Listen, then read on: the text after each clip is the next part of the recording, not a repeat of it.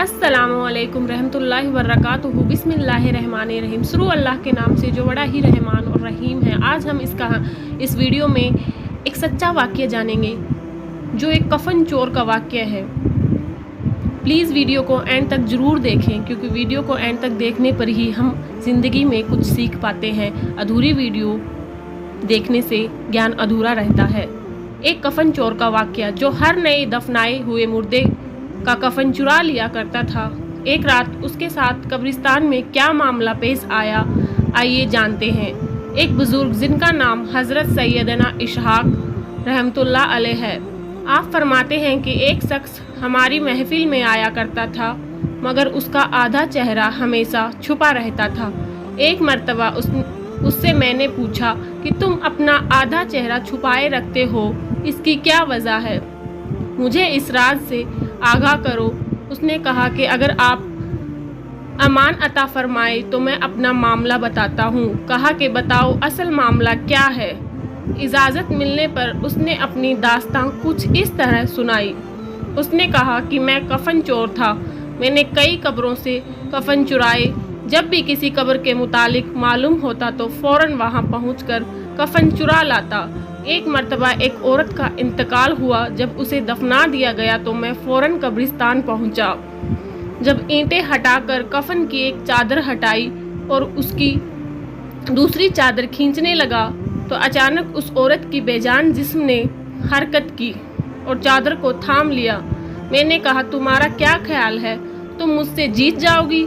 ऐसा नहीं हो सकता। यह कहकर मैं घुटनों के बल बैठ गया और पूरी ताकत से कफन खींचने लगा। उसी वक्त उस औरत ने मुझे एक जोरदार थप्पड़ मारा, जिसके दर्द की शिद्दत से बेकरार हो गया और मेरे चेहरे पर बहुत ज़्यादा जलन होने लगी। यह कहकर उस चोर ने अपने चेहरे से कपड़ा हटाया तो उसके गाल पर उंगलियों के निशान छपे हुए थे। मैंने कहा, अच्छा फिर क्या हुआ? उसने कहा कि मैंने फिर उस कपड़े को उस पर डाल दिया और जल्दी जल्दी मैंने उस कब्र पर मिट्टी डालकर दोबारा से भर दिया और मैंने यह इरादा कर लिया कि जब तक मैं ज़िंदा रहूँगा दोबारा कभी भी चोरी नहीं करूँगा।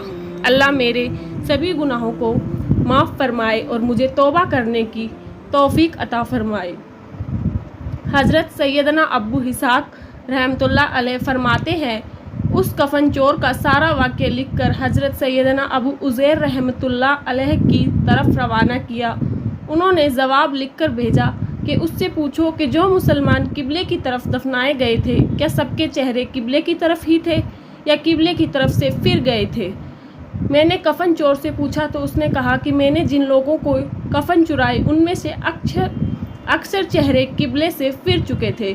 हज़रत सैयदना अबू इशहाक रहमतुल्लाह अलैह फरमाते हैं कि मैंने यह बात लिखकर हज़रत अबू उज़ैर रहमतुल्लाह अलैह की खिदमत में भेजी तो उन्होंने जवाब में यह तहरीर भिजवाई कि इन्नल्लाह व इन्नल इलाहा रज़ाऊन। यह इस्हाक रहमतुल्लाह अलैह जिन लोगों के चेहरे किबला से फिर चुके थे उनका खात्मा सुन्नत पर नहीं हुआ।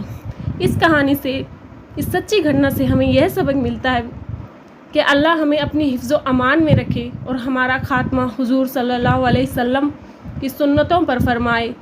इस दास्तान इबरत में हमारे लिए इबरत मौजूद है कि कितना तस्वीरनाक मामला है कि जो लोग सुन्नतों से मुंह मोड़ लेते हैं वह काम शरीयत के मुताबिक नहीं होते और जो दुनिया को दीन पर तरजीह देते हैं उनके साथ कब्र में बेइंतहाई मामला होता है।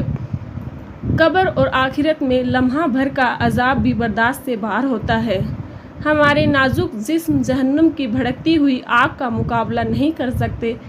अगर इसी तरह गफलत भरी ज़िंदगी गुजारते रहे और इसी हालात में मौत आ गई तो वह ज़िल्लत और रुसवाई और दर्दनाक अजाब का सामना करना पड़ेगा। जल्द से जल्द अपने गुनाहों से तौबा कर लीजिए और रो रो कर अल्लाह ताला से माफ़ी मांग लीजिए। अल्लाह ताला हम सब के गुनाहों को माफ़ फरमाए, आमीन।